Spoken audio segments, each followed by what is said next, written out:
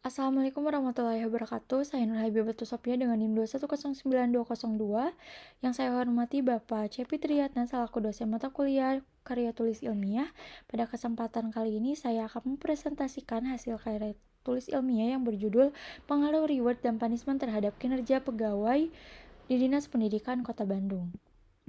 Adapun latar belakangnya, pada pencapaian tujuan sebuah perusahaan membutuhkan sumber daya manusia atau pegawai yang berkualitas.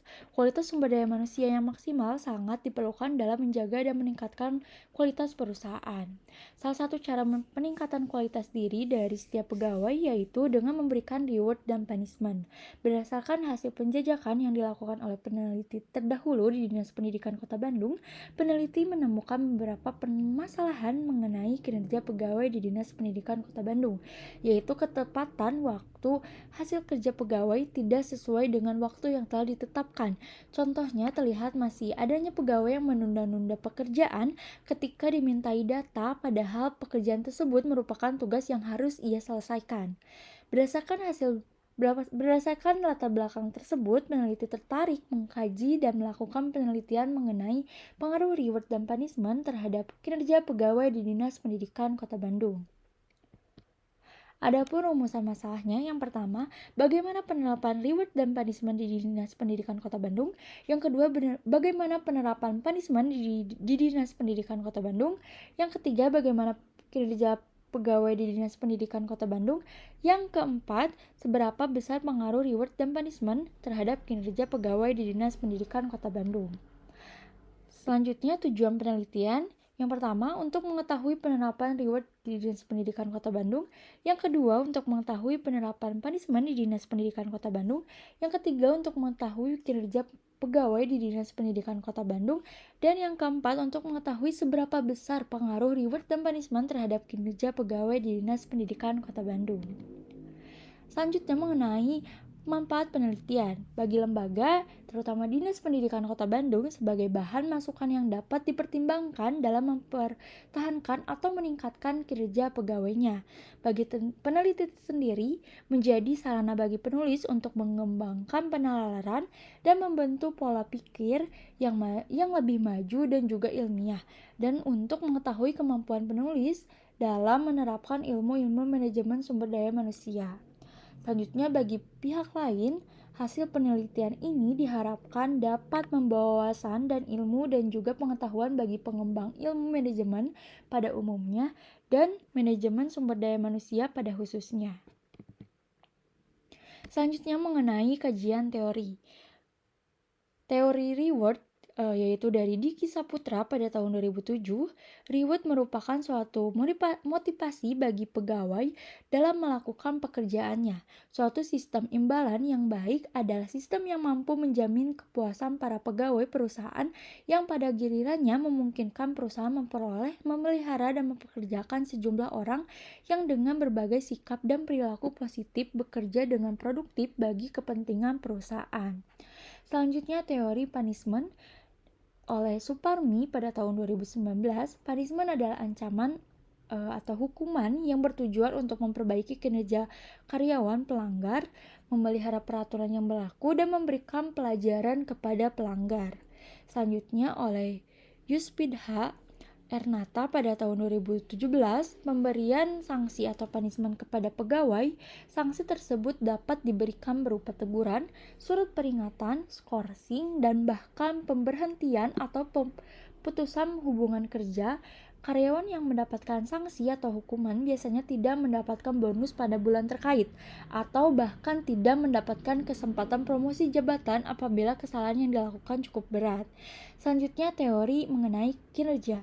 Setiap pegawai dalam organisasi dituntut untuk memberikan kontribusi positif melalui kinerja yang baik, mengingat kinerja organisasi tergantung pada kinerja pegawainya. Menurut Gibson dan kawan-kawan 1995.2.364. Selanjutnya, menurut Mangkunegara pada tahun 2005.267, kinerja ialah hasil kerja baik secara kualitas maupun kuantitas yang dicapai oleh seorang pegawai dalam melakukan tugas sesuai dengan tanggung jawab yang diberikan kepadanya.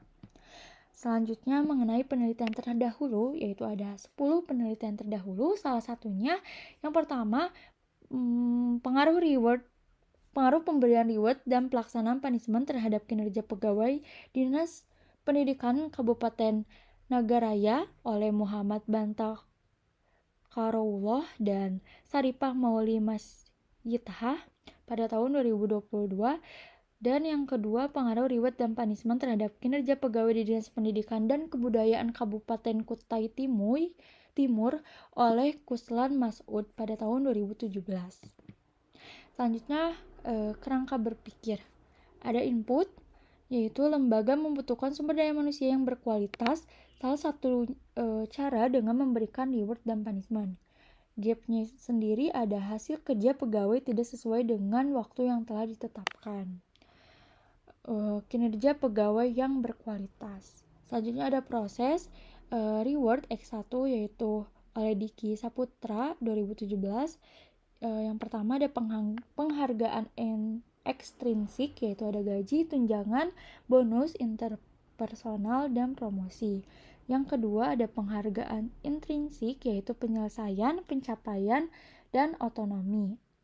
Selanjutnya ada punishment. Menurut Windastri Atusti dan kawan-kawan pada tahun 2018, yaitu ada yang pertama punishment preventif, yaitu ada tata tertib.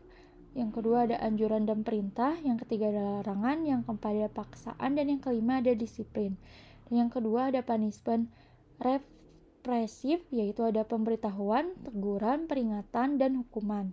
Selanjutnya ada kinerja pegawai Y oleh Sedar Mayanti pada tahun 2001.51, yaitu ada kualitas kerja, ketepatan waktu, inisiatif, kemampuan, dan komunikasi. Selanjutnya ada outputnya sendiri, yaitu peningkatan kinerja pegawai di Dinas Pendidikan Kota Bandung, dan outcome-nya sendiri yaitu ada pencapaian sistem reward dan punishment. Selanjutnya metode penelitian. Yang pertama ada metode dan pendekatan. Metode penelitian yang dilakukan adalah deskriptif kuantitatif dengan menggunakan pendekatan korelasi. Dan yang kedua ada lokasi penelitian. Dinas Pendidikan Kota Bandung yang beralamatkan di Jalan Ahmad Yani nomor 239 Merdeka, Kecamatan Sumur Bandung, Kota Bandung, Jawa Barat, kode pos 40113. Selanjutnya ada teknik pengumpulan data melalui angket atau kuesioner. Angket yaitu kumpulan dari pertanyaan yang diajukan secara tertulis kepada seseorang, yang dalam hal ini ada responden, dan cara menjawab juga dilakukan secara tertulis. Selanjutnya ada sumber data. Dalam penelitian ini subjek atau orang yang dilibatkan dalam kegiatan secara langsung. Subjek yang terlibat dalam penelitian ini yaitu pegawai di Dinas Pendidikan Kota Bandung. Selanjutnya ada mekanisme pengolahan data. Teknik pengolahan data dalam penelitian ini menggunakan perhitungan komputasi program CPSS, yaitu Statistical Product and Service Solution. Selanjutnya ada populasi. Populasi adalah wilayah generalisasi yang terdiri atas objek atau subjek yang mempunyai kuantitas dan karakteristik tertentu yang ditetapkan oleh peneliti untuk mempelajari dan kemudian ditarik kesimpulannya. Adapun yang menjadi populasi pada penelitian ini adalah PNS Dinas Pendidikan 94 orang, Pamong 30 orang, penilik 70 orang, pengawas SD dan SMP 21 orang, sehingga jumlah keseluruhan populasi adalah 215 orang. Selanjutnya ada sampel. Untuk mengetahui berapa jumlah sampel yang digunakan dalam penelitian, penulis menggunakan rumus solving. Berdasarkan perhitungan tersebut, maka didapatkan nilai sebesar 68,2 dan dibulatkan menjadi 68, sehingga dalam penelitian ini membutuhkan 68 orang. Berikut lampirannya, yaitu yang pertama di bidang PNS Dinas Pendidikan, populasinya ada 94, sampelnya 30. Yang kedua ada Pamong, populasi 30, sampel 9 orang. Selanjutnya ada penilik, populasi 70 orang, sampel 22 orang. Dan yang keempat pengawas SD dan SMP, populasi 21 orang, sampel 7 orang dengan jumlah 68 orang. Selanjutnya saya akan menjawab pertanyaan yang sudah diberikan oleh Pak Cepi. Yang pertama mengenai penelitian ini perlu dilakukan dan apa urgensinya. Melihat dari hasil data penelitian terdahulu telah mengungkapkan adanya permasalahan signifikan dalam kinerja pegawai, terutama terkait ketepatan waktu dan pencapaian hasil kerja. Oleh karena itu, penelitian ini memegang peranan penting sebagai langkah strategis untuk memahami dan mengatasi akar masalah tersebut. Dan kualitas sumber daya manusia yang optimal sangat krusial dalam mencapai sebuah tujuan lembaga.